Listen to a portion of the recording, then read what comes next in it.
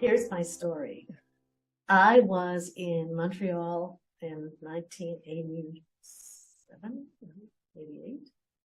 And we were on stage doing Cats at the Saint-Denis Theater. And I was playing Grisabella, and it was the end of Act 1. And I had this little bit to do at the end of Act 1, where it was a little bit of a dance. I don't remember what it was.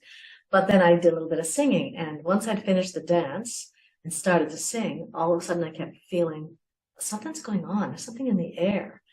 And I kind of came out of Grizz for a second and really looked at my surroundings and saw that it was bubbles floating in the air. And nobody could believe it. I could hear some rustling backstage, some not giggles so much as panic for the most part. And what we discovered afterwards was this lady just thought that scene needed bubbles. So, do you know how many times she saw the show that she felt compelled to add to it? She probably saw it a few times to know that was coming and to know when she wanted to actually get the bubbles happening. I have no idea, but that was one of the most extraordinary things that I experienced with focus, like knowing that this was a very unusual situation, but having to just keep going. And like rest assured that whoever was backstage or whatever was taking care of something. Because I wasn't going to stop. I think in 81 is when they first started doing Cats in England. Right. And there was, because I was in a dance school, there was all this buzz around this new show.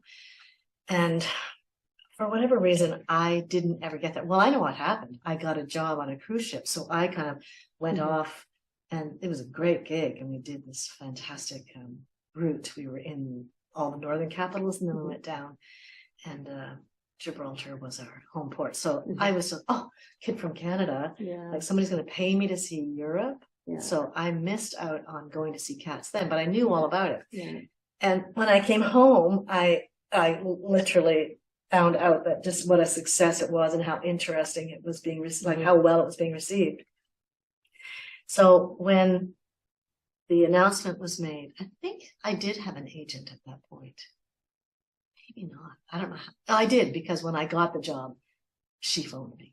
Anyway, so when I found out that it was happening, I went, oh my God, I kind of know what this is, because I was in on all of that stuff and I was in England. I thought I was all special. And so I made sure that I got there. And even though the people putting it together were all American at that point. But that audition process was one of the hardest things. I mean, there were millions of us.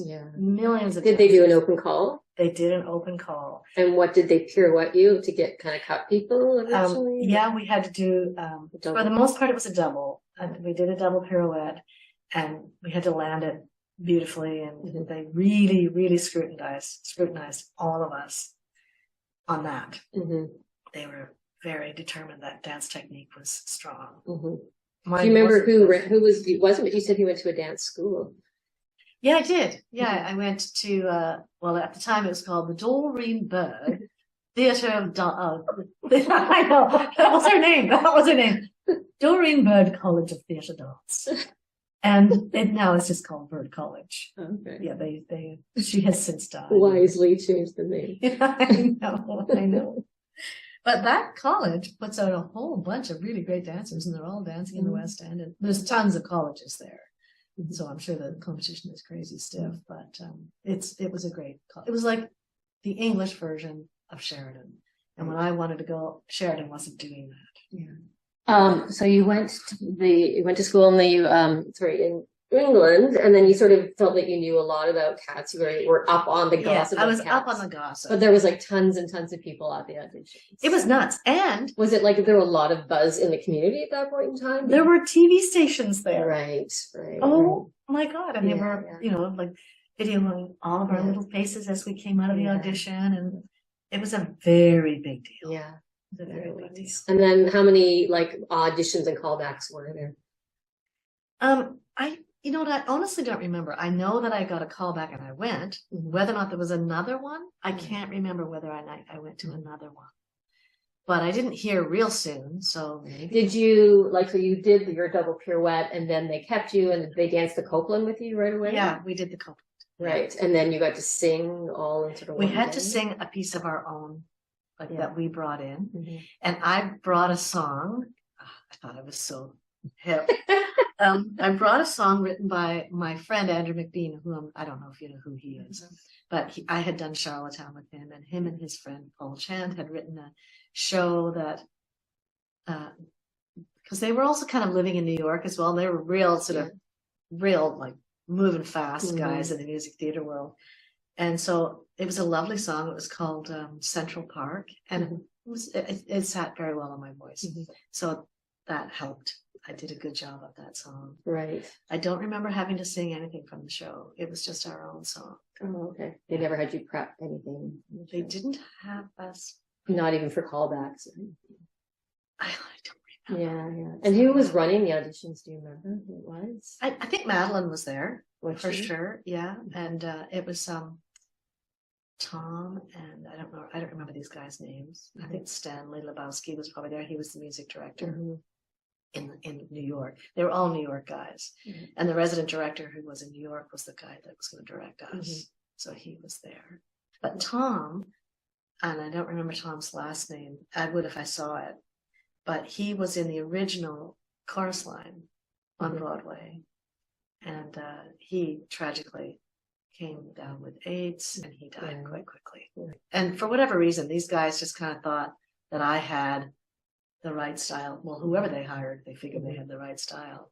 But I certainly wasn't the strongest dancer in the room. I never have been a really crazy strong dancer, but I know how to sell it. So you said there was a gap of time between auditioning and then getting cast. Was that the case for everybody? You weren't sort of late to the game? No, I don't think I was late to the game. I think we all kind of heard around the same time. Yeah. And it was just the most unbelievable news I could have imagined. Did you have a sense that you did well at the auditions?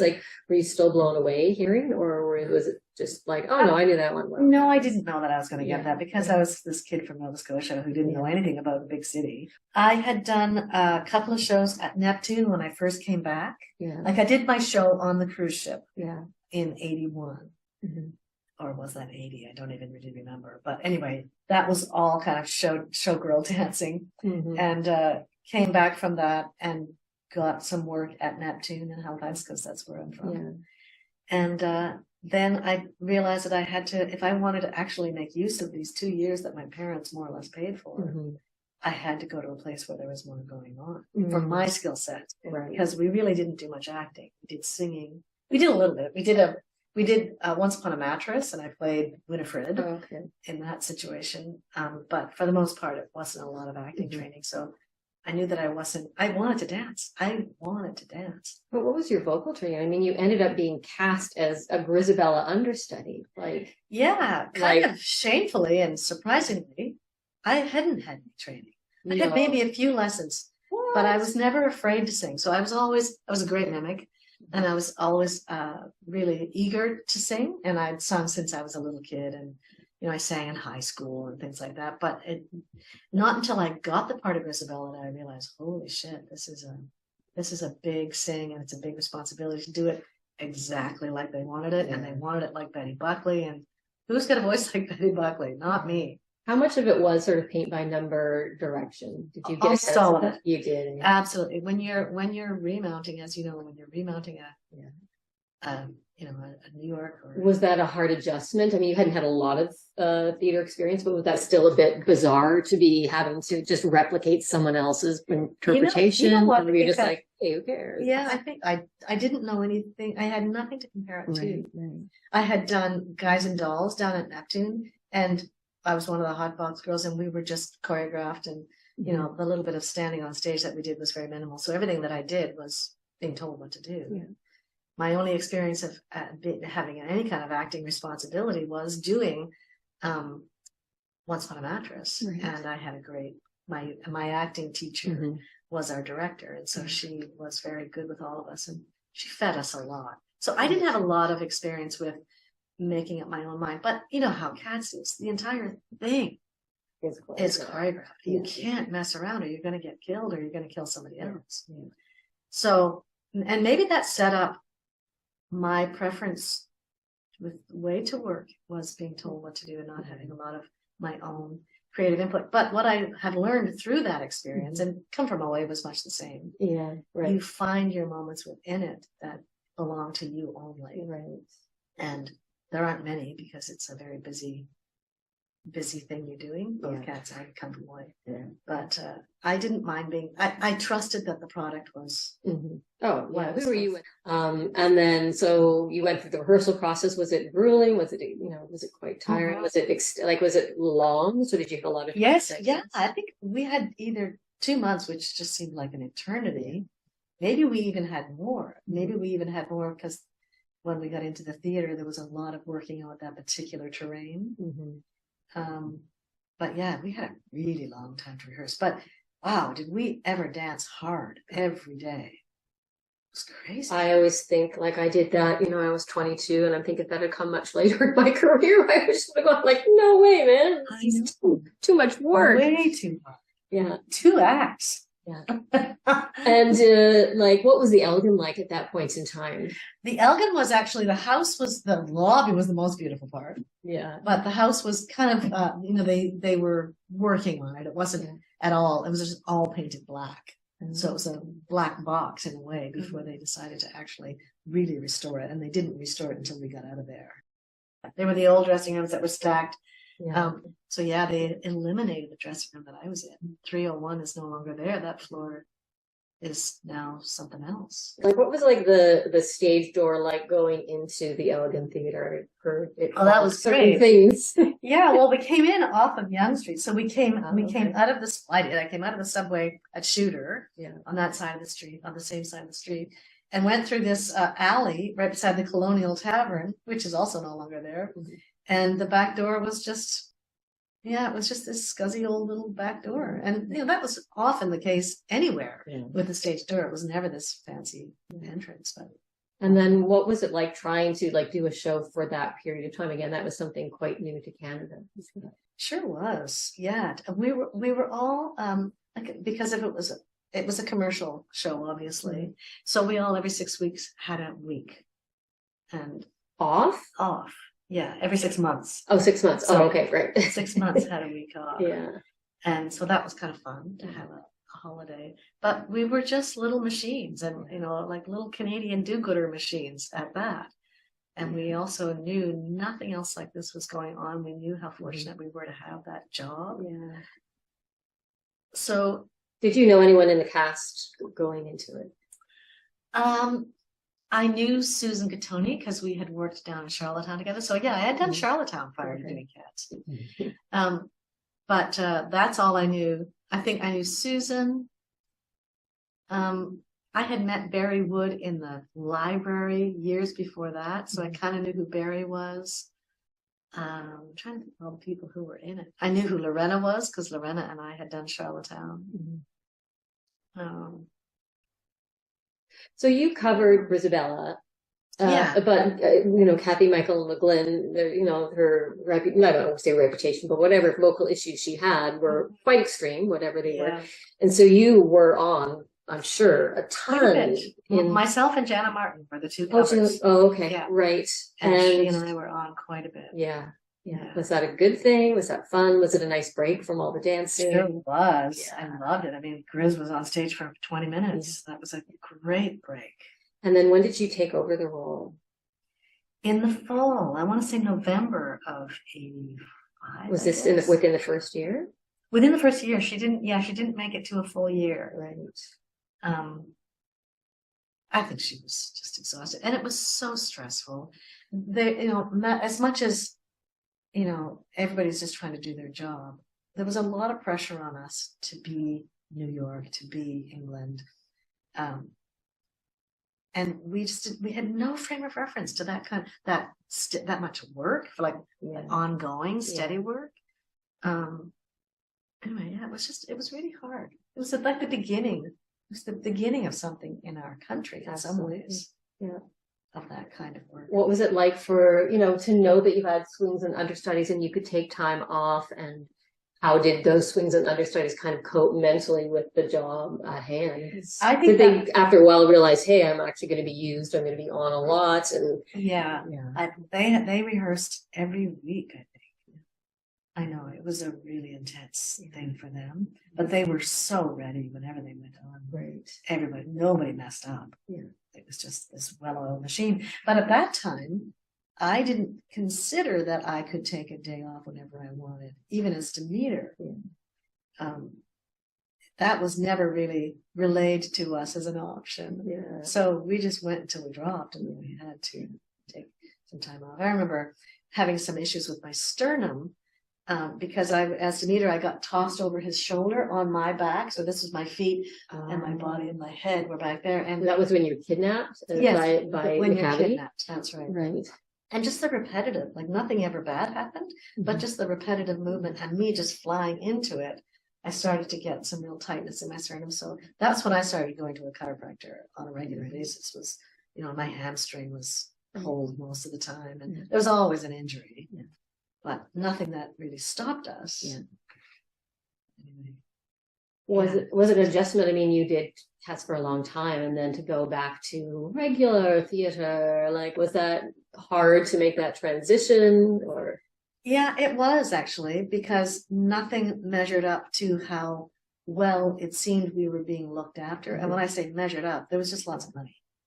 How much, do you mind telling me, like, what were you making back then? Well, it was supposed to be, I don't know if I should be saying this, but it was supposed to be this favored nations contract. But then we found out that Moncastrap, which was Barry,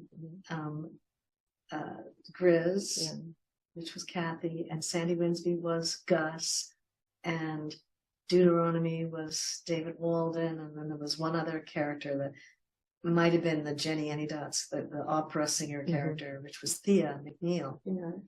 And there was one other. There were 6 of them that were getting paid $400 more than we were. A week.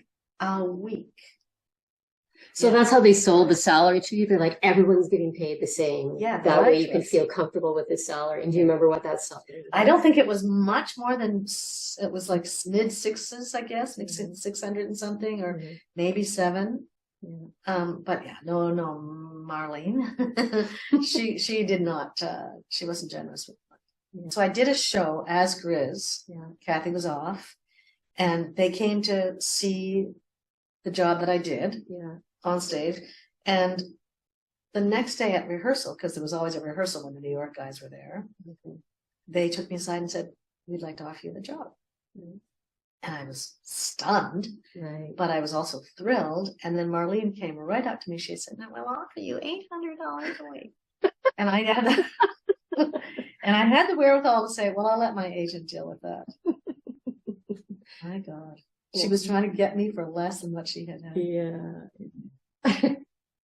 But it ended up they were being paid $1,000 a week, and we were being paid $600. Wow. So it was pretty sneaky. Yeah. Because honestly, Grizz, she does the big number at the end, but she wasn't working half as hard as the rest of them. During Anne down in Charlottetown, there's a certain part of the show, and I'm actually not able to remember it, but it was a tradition that went on for years, that they actually had a little picnic. A basket was lowered down. All the ladies of Avonlea, while something else was going on stage, the ladies of Avonlea would have their little picnic, but a basket with the picnic came down from the wing, like from the flies. Obviously, the crew guy was in on it, and they always had a little treat backstage. So I just thought that was this every show. Yeah. Oh my God. I know, just a sweet, sweet thing. But another favorite story was when Susan Gattoni we were with one of the kids. There's the school number, like school again. Miss Stacy sings the whole thing about, I can't even remember what the song is at the moment.